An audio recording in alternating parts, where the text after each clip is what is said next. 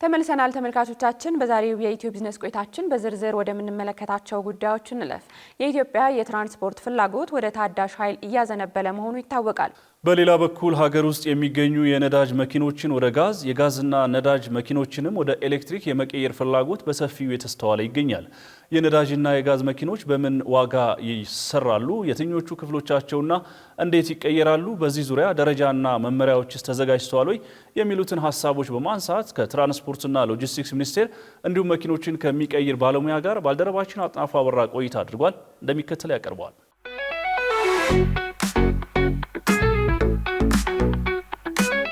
ሰላም ተመልካቾች እንደምን አላችሁ? የሀገራችን የተሽከርካሪ ፍላጎት ወደ ታዳሽ ኃይል እያዘነበለ እንደሆነ ይታወቃል። ይህንን ተከትሎ በመንግስት በኩል ምን አይነት ዝግጅቶች እየተደረጉ ነው? አሁንስ ምን አይነት ተግባራት እየተከናወኑ ነው? የሚሉትን ሀሳቦች እናነሳለን። ከዚህ ባሻገር ደግሞ የነዳጅ መኪኖችን ወይም ደግሞ የጋዝ መኪኖችን ወደ ኤሌክትሪክ የሚቀይር አንድ ባለሙያ ጋር ቆይታ የምናደርግ ነው የሚሆነው። በዚህ ቆይታችን ታዲያ አንድን መኪና ለመቀየር ምን ያክል ወጪ ሊያስወጣ ይችላል፣ ምን የመኪናው ክፍሎች ናቸው የሚቀየሩት የሚሉትን ሀሳቦች አንስተን ቆይታ ብናደርግ ይሆናል። አብራችሁን እንድትሆኑ በአክብሮት እንጋብዛለን። ትራንስፖርት ፖሊሲ ያው እንደሚታወቀው በቅርብ ጊዜ ነው የወጣው። አብዛኛውን ትኩረት የሚያደርገው የታዳሽ ኃይል ላይ የሚጠቀሙ ተሽከርካሪዎችን የሚያበረታታ ነው። ወደ ኤሌክትሪክ የመቀየር ሂደት ግን ሪትሮፊቲንግ ስታንዳርድ ተዘጋጅቷል። አንድ ተሽከርካሪ ወይ የጋዝ ወይ ደግሞ በጋዝ በፎሲል ፊውል የሚጠቀም ተሽከርካሪ ወደ ኤሌክትሪፋይ ለማድረግ ምን መደረግ አለበት፣ ምን ማሟላት አለበት የሚል ያው ስታንዳርድ ተዘጋጅቷል። ስታንዳርዱን ለመፈጸም ደግሞ የሪትሮፊቲንግ መመሪያ እያዘጋጀን ያለ ነው። ኦልሞስት በማጠናቀቅ ሂደት ላይ ነው ያለውና መጨረሻ ሂደት ላይ ነው ያለው። እሱ ሲጠናቀቅ ደግሞ ስታንዳርዱን መሰረት አድርገን የአሰራር ማኑዋል ይሆናል ማለት ነው። መመሪያው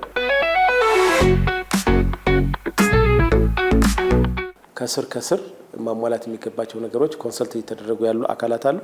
ግን ደግሞ መመሪያው ሲጠናቀቅ ነው ፈቃድ የሚሰጣቸው።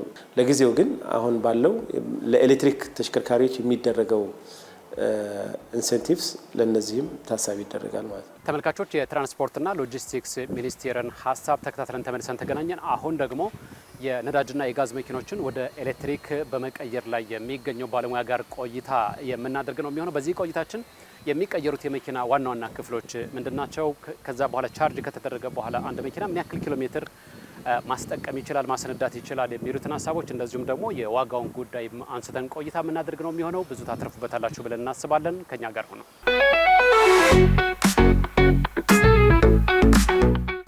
አሁን ከውጭ ከሚመጡት ባልተናነሰ ሙሉ የእንትን ፓርቶችን ኤሌክትሪካል ፓርቶችን ሙሉውን ቀይረ ባትሪ ራሱን አስቀምጠ ሃርነስ መስመር ዘርግተህለት የራሱን እንትኖች አድርገህለት ሙሉ ወደ ኤሌክትሪክ ትቀይረዋለህ።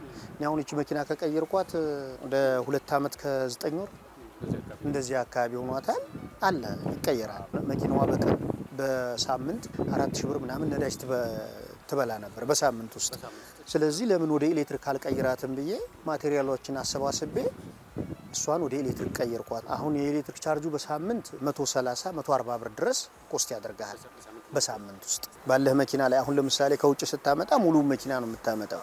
ይሄ ግን ባለህ መኪና ላይ አንተ በምትፈልገውና ባለህ መኪና ላይ ያሉትን ነገሮች ሙሉ ሲስተም የሚባለውን ነገሮች እነሱ ወደ ኤሌክትሪክ ቀይረህ ነው የምትጠቀመው። ስለዚህ አዋጭነቱ ከዛኛው ኮስቱ በጣም ያነሰ ነው የሚሆነው። አሁን ይሄን የጎንዮሽ ጉዳት ምናምን የሚያነሳው ሰው አለመላመድ ነው። አለመላመድ ስልህ ምንድነው? አሁን ለምሳሌ እቺ መኪና በወር 16000 ብር ነዳጅ ቀዳለው ማለት ነው። በወር 16000 ብር ስቀዳ በአመት ብትመታው ወደ 180 ምናምን ሺህ ብር አትርፍ ያለው ማለት ነው። ስለዚህ 180 ምናምን ሺህ ብር ባትሪዋን ይተካልኛል ማለት ነው።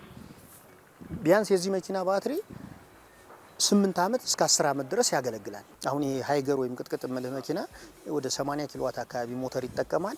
እሱን መኪና ሁሉ ለመቀየር 3.2 አካባቢ ሚሊዮን ብር ይፈጃል። መኪና አዲሱን ለመግዛት ደግሞ እነዚህ አሁን በኮስተር ደረጃ ያሉት ከሷ አነስ ያሉት 17 ሚሊዮን ብር ናቸው። ስለዚህ ይሄኛውን ባለህ መኪና ላይ 3.2 ሚሊዮን ብር እንትን ብለህ አስቀይረህ መጠቀም ትችላለህ ማለት ነው። ዝቅተኛው ደግሞ አሁን ትንንሽ መኪኖች ደግሞ ሲሆኑ በምንገዛው እንትኖች ይለያያል። በምትጠቀመው ማቴሪያል ይለያያል። ስለዚህ ዛሬ የምነግር ዋጋ ነገ ላይ መጣ ይችላል። አሁን ፓተንት ራይትም ወስጄበታለሁ። ሁሉን ነገር እንትን ብዬ ጨርሻለሁ። ለኛ ሀገር አዲስ ነው። በሌላው ዓለም ላይ ግን እነ ህንድ ላይ እነ ቻይና ላይ ግን እየተቀየሩ አሉ። አሁን የተቀየረው ፓርት ዋናው የተቀየረ ፓርት እዚህ ላይ ነው። ይሄ ሞተሩ ፓርት ነው ከጊር ጋር የሚገናኝበት። አሁን እኛ የቀየርና በሞተሩ ፋንታ ይችን ዲናሞ ብለን የምንጠራትን ወይም ደግሞ ኤሌክትሪካል ሞተር እሷን ቀይረናታል። እነዛ ደግሞ ኮንቨርዥን ኪት ኮንቨርት የምታደርግልን ነች። አሁን ዲሲ ኤሌክትሪክ መጥቶ እዚህ ውስጥ ይገባል። ዲሲ ማለት ፕላስ ማይነሶቹ እዚህ ውስጥ ይገባሉ። ከዛ በኋላ ወደ ስሪ ፌዝ ተቀይረው በዚህ ይወጣሉ። 3 ሰዓት ነው ማለት ነው። እነዚህ ስሪ ፌዝ ይሄ ኮንቨርት የሚያደርግልን የሚቀይርልን ፓርት ማለት ነው። ቻርጀር ሲስተሟን ደግሞ የምታደርግልን ይቺ ቻርጀሯ ይቺ ነች። አሁን መኪናዋን ራሷ ቻርጅ ብለን ስናስብ ከዚህኛው ሶኬት ጋር እናገናኛትና እየተሽከረከረ ራሱ እየሄደ ቻርጅ የሚያደርገው ማለት ነው። ቆሞም ራሱ ቻርጅ ያደርጋል። አሁን ለምሳሌ ቆይ አስነስቼ ላሳይህና ታያታለህ። አሁን የቻርጀር ሲስተማችንን ኦን አድርገነዋል። እዚች ጋር ያለችው ላይ ትታያታለህ። እዚች ጋር ያለችው ላይ ቀይ ስትበራ ቻርጀሩ ጀመረ ማለት ነው። ሰማያዊ ስት አሁን ቻርጅ እያደረገ ነው። ቻርጀር ጀምሯል ማለት ነው። ቻርጁ ፉል ሲል ደግሞ የአረንጓዴዋ መብራት ትበራለች። ፉል ያደርጋል ማለት ነው። አሁን ይሄ ኮንቨርት አድርጎ የመጣ ባትሪ ነው። ይሄ ማለት የመኪናው ሳልቫቶይ ብለን የምንጠራው ወይም ደግሞ ይሄ ነዳጅ ታንከር እንደ ነዳጅ ታንከር የሚታዩ ባትሪዎች ናቸው ማለት ነው። እነዚህ ናቸው ቻርጅ የሚደረጉት። እዛ ባየናት ቻርጀር ቻርጅ የሚደረጉት እነዚህ ባትሪዎች ናቸው። እነዚህ ባትሪዎች አሁን የተጠቀምኩት 4 ነው። 4 ጊዜ 12 ወደ 48 ቮልት ባትሪን የተጠቀምኩት። አንድ ባትሪ መጨመር ይቻላል። ቮልቴጁ የቻርጀር ቮልቴጅ እስከ 60 ስለሚችል እሱን መጠቀም እንችላለን። ይሄ አሁን የባትሪያችን ነው ማለት ነው።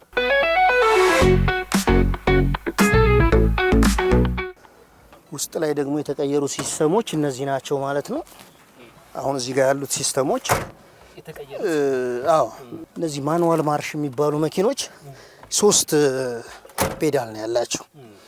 3 ፔዳል አንድ ማለት እዚህ ጋር ፍር ሲሆኑን አውጥተን ጥለናል ማለት ነው። ፍር ሲሆን የለም ነዳጅና ፍሬም ብቻ እንደ አውቶማቲክ ማሽን መኪኖች ማለት ነው። አሁን አበራን። አውቶማቲክም በእንትንም ይሰራል። በሁለቱም ማርሽ ስላላት ነው። ማኑዋልም አላት ኤሌክትሪካልም አላት። እቺ ሪቨርስ ነች። አሁን ለምሳሌ ይሄ ወደ ኋላ ማርሽ ማለት ነው። ሪቨርስ አላት። ከዛ እቺ ደግሞ ድራይቭ አለቻት። ድራይቭ ላይ እየሄደች ነው። ሪቨርስም አለው። በዚህኛውም ደግሞ ማኑዋል ማርሽም ደግሞ መጠቀም ትችላለህ። አሁን ለምሳሌ በቃ መኪናችን አስነስተናል። ድራይቭ ላይ ነው ያለው። ድራይቭ አሁን ወደፊት መሄድ እንችላለን። በቃ በእጄ ብቻ እየነዳው ለመሄድ ለአካል ጉዳተኛ ነው ይችን የሰራኋት። በነገራችን ላይ አሁን ይቺ ያትላያል። በእጄ ነው እየነዳ ያለው። ትግሬ እየሰራ አይደለም። ስለዚህ በእጅህም ብቻ መንዳት ትችላለህ። እጅ ፍሬን እንደዚህ እየያዝክ በእጅህ እየያዝክ በዚህ ማሽከርከር ትችላለህ ማለት ነው። እግራቸው የሚያሽከረክር እና ይሄን በእግርህ ደግሞ ስትነዳ ያው በእግሬ አሁን ለምሳሌ እኔ ነዳጅ እየሰጠው እየሄድኩ ነው።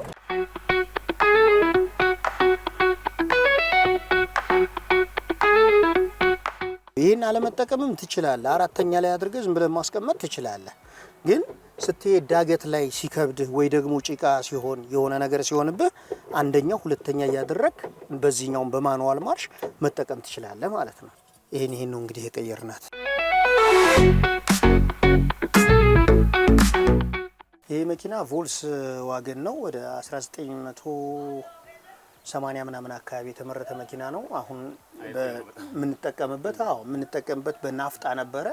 አሁን ወደ ኤሌክትሪክ ልንቀይረው የሞተር ፓርቶቹንም አውርደናል። እንደገና ደግሞ ውስጡንም ደግሞ ፈርኒሽ እያደረግነው ነው። እንደዚህ እንደምታየው ወንበሮቹንም ኤል ሼፕ ለሶፋ ሲስተም ነው ያደረግናቸው።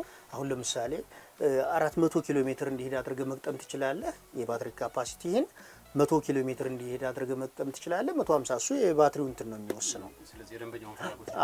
ግን አንድ መኪና ግን ለመቀየር ቢያንስ ከ3 እስከ 4 ቀን ነው የሚፈጀው። ስልጠና ሰጥተን ሰዎች እንዲቀይሩ እናደርጋለን። እናንተ ይሄንን ስትሰሩ መንግስት እያደረገላችሁ ያለው ድጋፍ ምን ይመስላል? እንትን እያወጡለት ነው። ይሄ ስታንዳርድ እየወጣ ነው። ስታንዳርዱም እንደሚያልቅ እንትን ብለዋል። እነሱም ያው ድጋፉን አሁን እንደሚያደርጉልን ነግረውና እኛ ብቻ እንቀይራለን ብለን አንልም። ግን ሲቀየር የሰውን ሕይወት በማይጎዳ መልኩ ነው ብለን የምንለው። ማለት ያ ማለት ምንድነው? ስታንዳርዱን በጠበቀ ሁኔታ